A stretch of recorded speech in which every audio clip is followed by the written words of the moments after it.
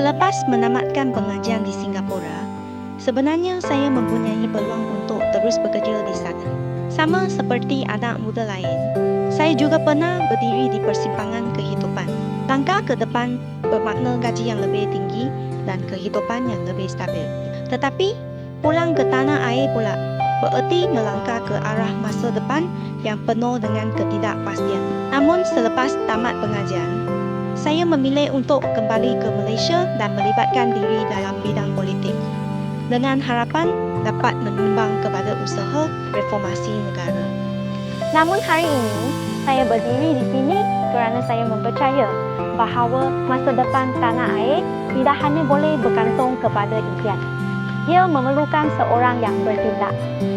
Perubahan tidak akan berlaku dengan sendiri, tetapi perlu digerakkan oleh orang yang berani mengambil tanggungjawab.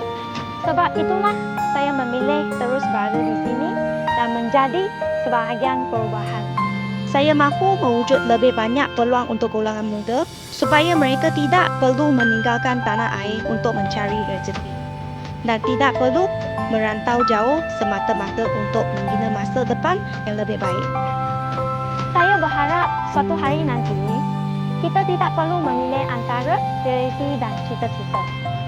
Kita boleh membina masa depan yang kita impikan di tanah air yang kita cintai.